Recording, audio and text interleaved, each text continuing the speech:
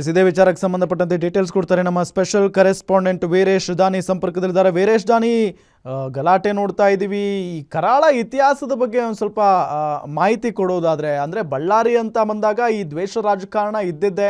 ಈಗಾಗಲೇ ನಾರಾ ಭರತ್ ರೆಡ್ಡಿ ಅವರು ಮಾತಾಡಬೇಕಾದ್ರು ಅದನ್ನೇ ಹೇಳಿದರು, ಜೊತೆಗೆ ಜನಾರ್ದನ್ ರೆಡ್ಡಿ ಮಾತಾಡಬೇಕಾದ್ರು ಅದನ್ನೇ ಹೇಳಿದರು. ಏನು ದ್ವೇಷ ರಾಜಕಾರಣ ಇದು ಬಳ್ಳಾರಿಯಲ್ಲಿ ಅಂತ? ರಾಮ್, ವಿಶೇಷವಾಗಿ ಬಳ್ಳಾರಿ ಅಂದ್ರೆ ಆಂಧ್ರದ ಗಡಿ ಭಾಗಕ್ಕೆ ಹೊಂದ್ಕೊಂಡಿರ್ತಕ್ಕಂಥ ಜಿಲ್ಲೆ. ಇದರಲ್ಲಿ ಬಳ್ಳಾರಿಗೆ ಇವತ್ತಿಗೂ ಸಹ ಆಂಧ್ರದ ರಾಜಕೀಯ ಪ್ರಭಾವ ಇವತ್ತಿಗೂ ಸಹ ಆ ಪ್ರಭಾವ ಬೀರ್ತಾ ಇರುವಂತದ್ದು.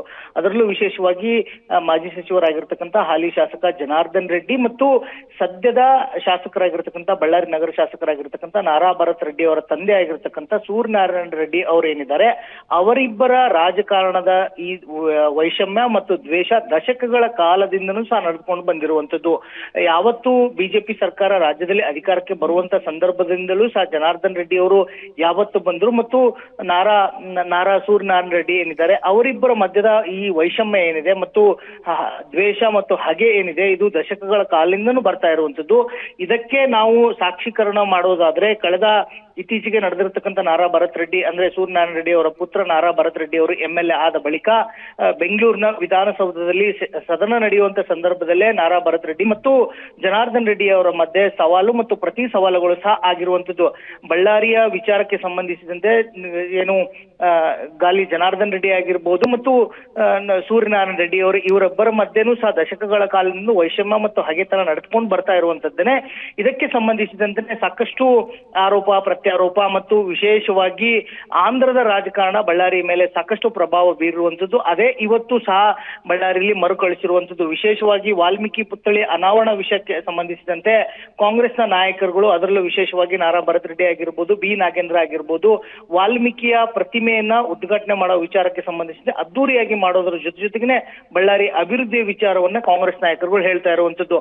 ಆದ್ರೆ ಇದೇ ವಿಚಾರಕ್ಕೆ ಸಂಬಂಧಿಸಿದಂತೆ ಏನು ಜನಾರ್ದನ್ ರೆಡ್ಡಿ ಆಗಿರ್ಬೋದು ಮತ್ತು ಬಿ ಶ್ರೀರಾಮುಲು ಅವರು ವಿರೋಧವನ್ನ ಮಾಡ್ತಾ ಇರುವಂತದ್ದು. ಇದೇ ವಿಚಾರ ಇದೀಗ ಹಗೆತನ ಮತ್ತು ರಾಜಕೀಯ ದ್ವೇಷಕ್ಕೆ ಕಾರಣವಾಗ್ತಾ ಇರುವಂತದ್ದು. ಒಂದು ಬ್ಯಾನರ್ ನ ವಿಚಾರ, ಅದರಲ್ಲೂ ವಿಶೇಷವಾಗಿ ಜನಾರ್ದನ್ ರೆಡ್ಡಿ ಮತ್ತು ಶ್ರೀರಾಮುಲು ಅವರ ಮನೆಯ ಪಕ್ಕದಲ್ಲೇ ಒಂದು ಬ್ಯಾನರ್ ನ ಕಟ್ಟುವ ವಿಚಾರಕ್ಕೆ ಸಂಬಂಧಿಸಿದಂತೆ ಈ ಬಡಿದಾಟ ಆರಂಭವಾಗಿ ಒಬ್ಬ ಕಾರ್ಯಕರ್ತರನ್ನ ಬಲಿ ಸಹ ತೆಗೆದುಕೊಂಡಿರುವಂತದ್ದು.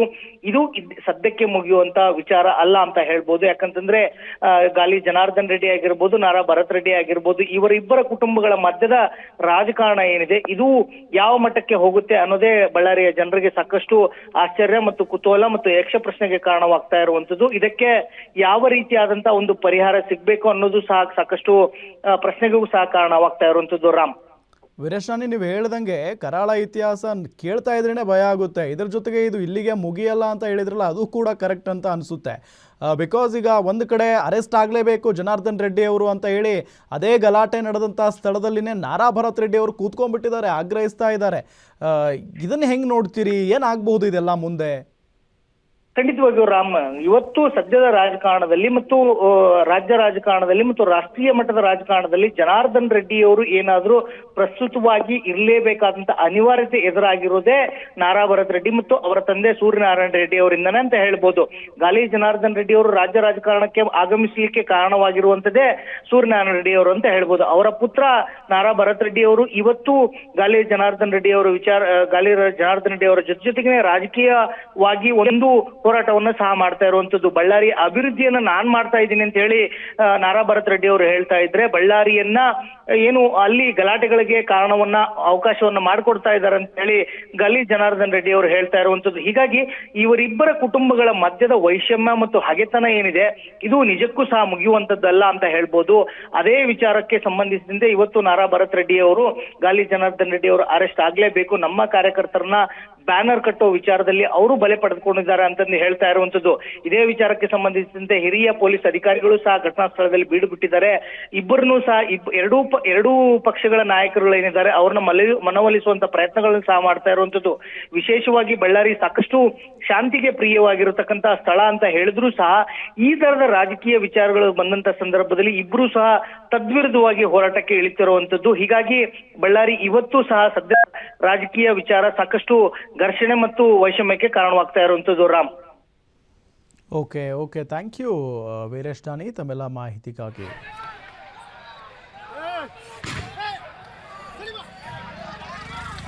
ನಡ್ರೆ